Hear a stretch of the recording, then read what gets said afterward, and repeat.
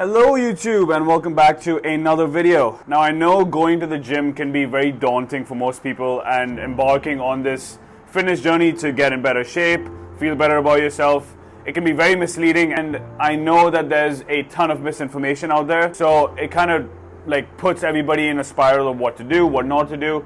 So I'm here in this video trying to make things as simple as I possibly can for as many people as I possibly can in terms of actually going to the gym and getting the most out of your time in the gym. So here are 5 concepts, lessons, and techniques that I've learned through over 3 years of experience in the gym that have worked wonders in my journey, and I highly encourage each and every single one of them, because I promise you, if you take these 5 into account and actually implement them, you will not make the same mistakes I did, and you will see much better progress than I did at the start of my journey. And I'm also going to make this a 2-part series, so this is the first 5 of 10, and I'm going to release the second part at a later date. Before we get into the video, please make sure you like, share, and subscribe to the channel, and click that bell notification down below. And without further ado, while I rest my legs on a beautiful afternoon in Miami, let's get straight into the video. So the first concept I want to get through to you guys is training to failure. Because by implementing this strategy, I saw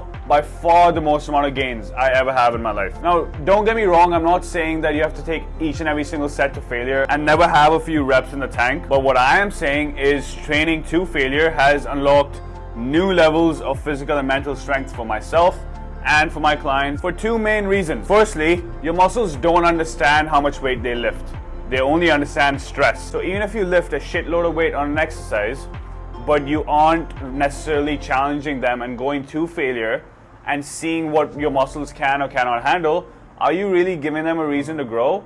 Maybe not. So for that reason, I'd actually recommend everybody take at least 1 working set per exercise, per workout, to complete failure, to complete and utter muscular failure. And secondly, if you don't actually train to failure, do you really know how strong you are? Because think about it, the traditional 3 sets of 10 or whatever rep scheme most people give, those are simply just numbers.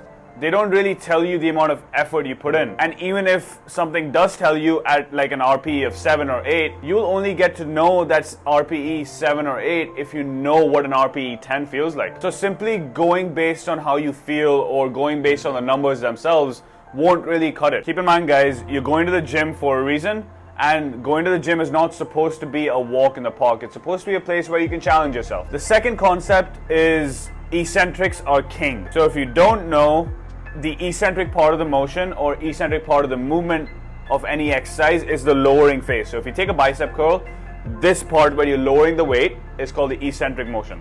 Now, a lot of people have this confused where they almost entirely focus on the concentric motion, which is the shortening phase or the going up phase of the movement, because that is inherently harder than the lowering phase. Everybody talks about squeeze your muscle as hard as you can, flex it like it owes you money, but nobody ever talks about the importance of lowering it really slowly and stretching your muscle out as much as you can during the movement, because it's actually the eccentric motion, the lowering phase of the movement, that causes the most muscle damage. In fact, it causes 3 times as much muscle damage as the concentric phase. So by prioritizing eccentrics and lowering the reps slowly and smoothly, you're going to cause a lot more muscle damage in the long run, and in turn, through more muscle damage and through more protein and rest, you will essentially allow your muscle to grow a lot more efficiently and a lot bigger. Need I mention, it's also a lot safer on your joints, and it actually tells you whether you're in control of the weight or not. Because by simply just bouncing the reps up and down, you're not really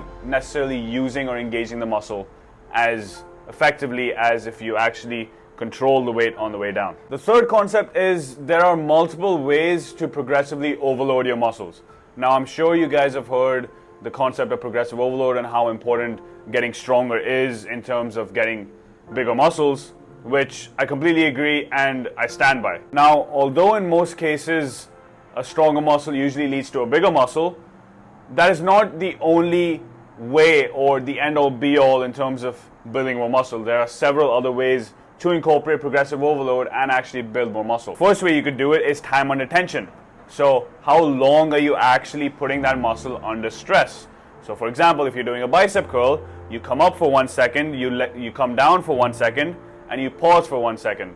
That is usually the normal tempo for most people.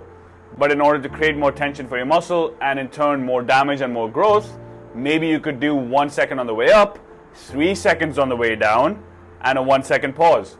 That way you're adding another 2 seconds of tension on the eccentric motion, like we mentioned earlier, how important that is. Second way you can incorporate more progressive overload without actually adding more weight is by increasing the frequency of your workouts.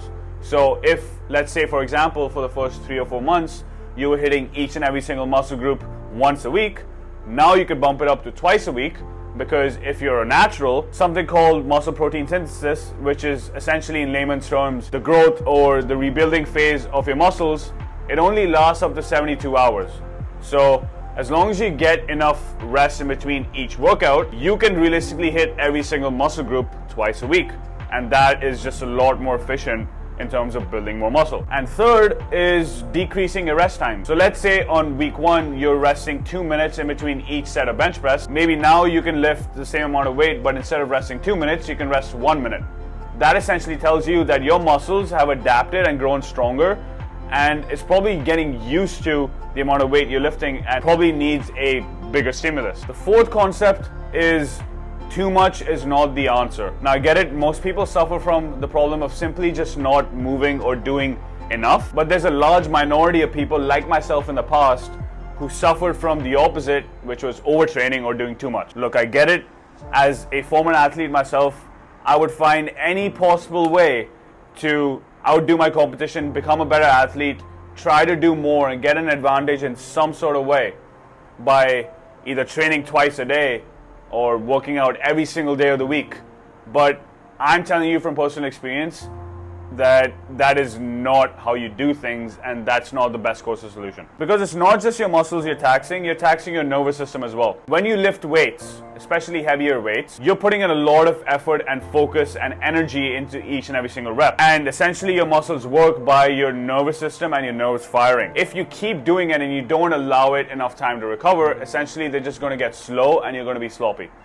Think of your body as a car. You keep using the living hell out of that car, and you drive hundreds and thousands of miles on it, but you never give it into maintenance, or you never do the oil change. Guess what's going to happen? Either it's going to break down, or it's just not going to be as smooth or as fast or as efficient as it was previously when it was new. Similarly, you have to give your body the rest and recovery through good quality sleep and nutrition. Otherwise, it's just going to break down and you're going to get injured, or you're just going to be sloppy, lazy, lethargic, and you're just not going to be able to perform nearly as good as you would with good quality rest. So if you are newer to the gym, please make sure, I would recommend you give yourself at least a day in between each lifting session, because that gives your body enough time to recover and adapt to the new stimulus in order for it to in turn later be able to add more volume and frequency. It's not always about what you can do in the gym. Probably more importantly, it is about what you do for the rest of the 23 hours outside the gym. And the fifth concept is what I call compounding the compounds. Now look, no matter where you go, who you talk to, the information remains the same. Whether you're watching my channel, whether you're watching Jeff Nippard's channel, any other big YouTuber's channel, the information remains the same. Eat enough protein, track your calories, lift some weight, and sleep well.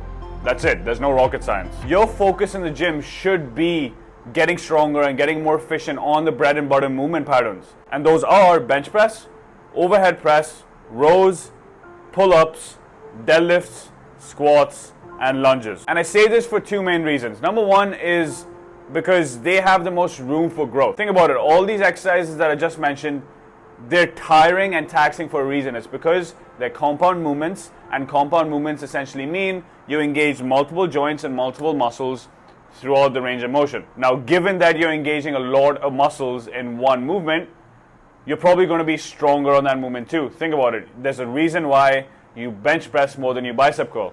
It's because you're using your shoulder and your elbow joint, and you're using your chest, your shoulders, and your triceps to lift the weight. Rather than on a bicep curl, you're only moving the weight through your elbow joint and you're using your bicep only. That gives you more leeway to put more weight on and get stronger and see more growth. And secondly, all these movements that I just mentioned take care of literally every single muscle in your body.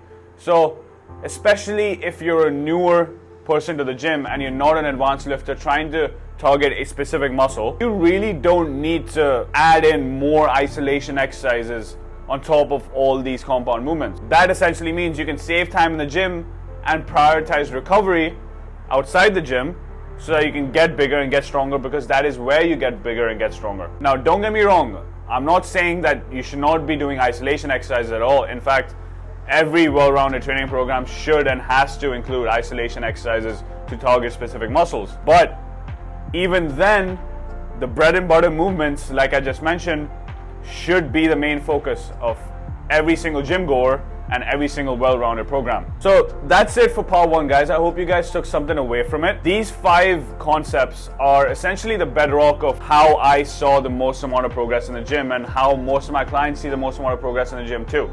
So if you want more information on that, if you want a fully tailored one-on-one program specifically designed for you, I'm going to leave a link in the description to booking a one-on-one consultation call with me. It's completely free, and that is essentially where I'll be able to dive in to what you really need and what I would recommend you do. I'll also be leaving a couple of links in the description down below to free resources and to my newsletter, so that you get even more free information on top of the YouTube channel. So if you guys did enjoy the video, please don't forget to leave a like below and subscribe to the channel.